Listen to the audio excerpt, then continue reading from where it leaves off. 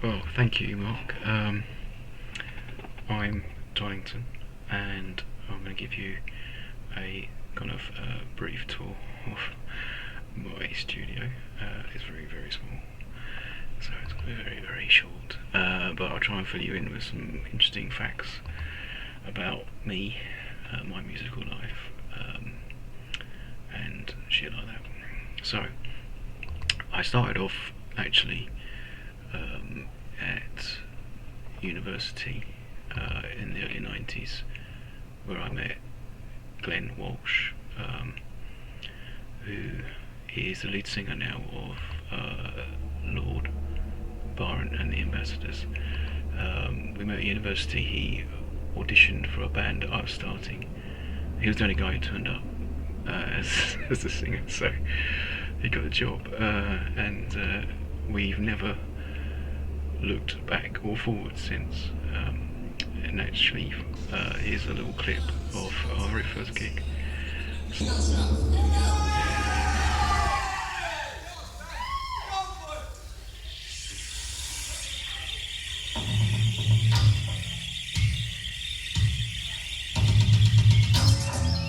This one's called Living Your Ego.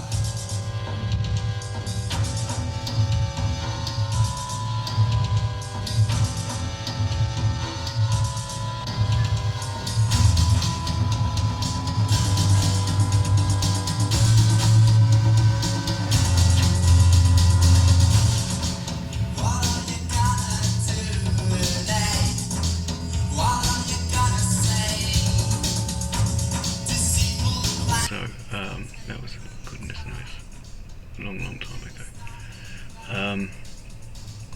I hope you enjoyed that.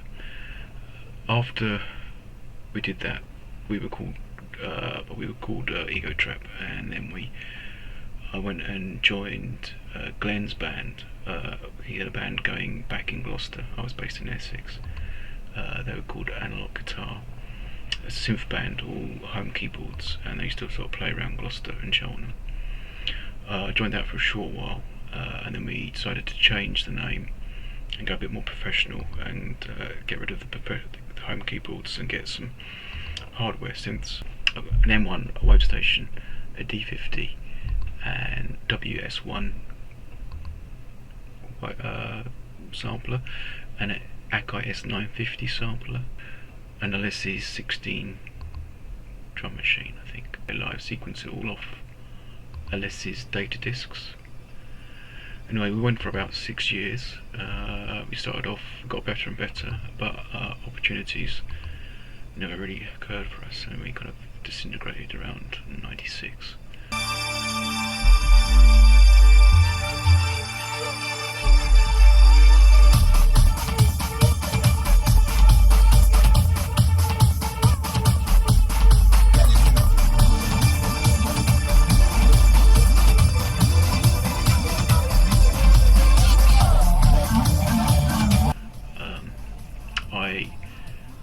Glenn then went off to, I think he went off to Spain.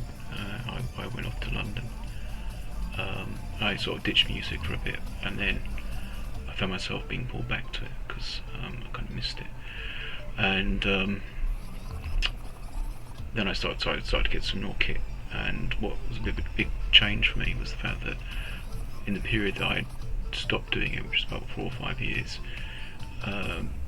music technology had marched on, and everyone was using all the DAWs that had sort of like audio recording in them now, and had compressors and EQ and effects, and whereas previously I was used to using an Atari ST and Cubase, no effects, just pure MIDI, so not too much to worry about. So I had a steep learning curve trying to learn all that stuff. I met up with a singer-songwriter called Laura Matthews, very talented. She'd done some pro stuff. We did a couple of songs together. Again, nothing really happened, but here's some of those.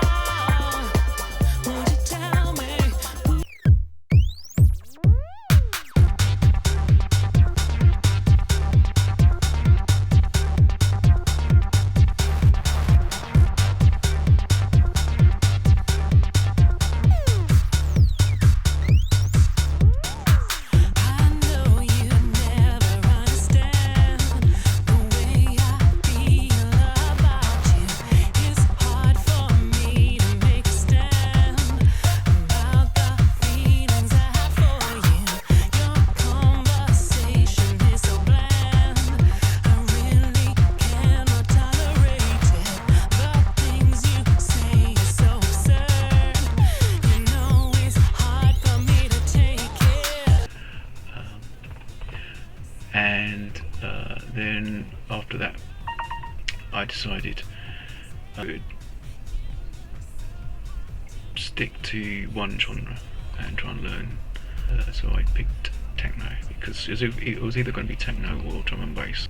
Techno seemed quite experimental and a bit too more sort of sound design and less heavy on melodies and things.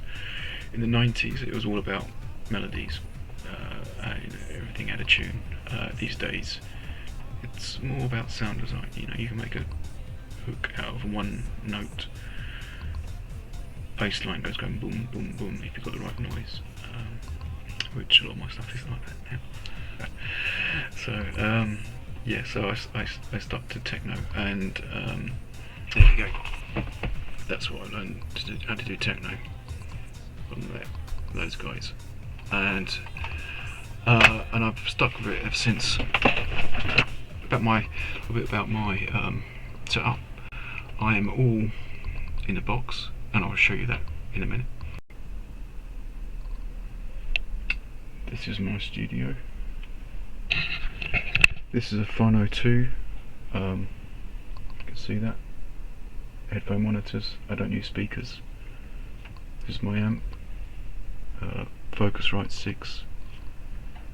This is where all happens. This is the 2 LCD touchscreen monitors.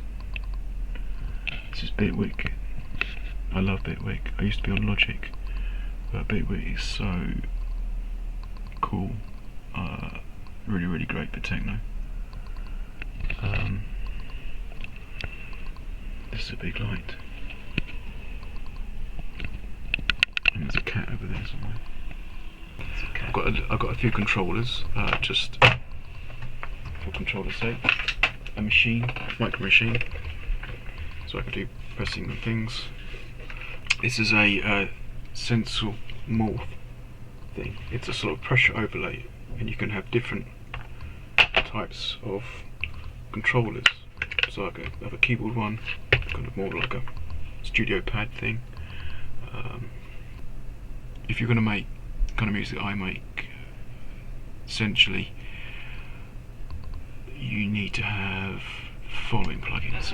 So Kick 2, to do your kicks. That's absolutely brilliant plugin, very, very flexible. Serum by Xfer I use a lot. Always keep coming back to that. Hive by Yuhi. Massive X, Sound Toys too. Use them a lot. If you're doing techno, you need to do probably a lot of distortion, and so I use Decapacitator from Sound Toys, Decimort 2, Bit Crusher from D16, Isotope Trash 2, distortion. And for mixing, I use FabFilter Q3, so Sonable Smart Compressor, Sonable EQ3, Sonable Smart Reverb. These are all things that really do save you time, and I think that's probably me done. See ya.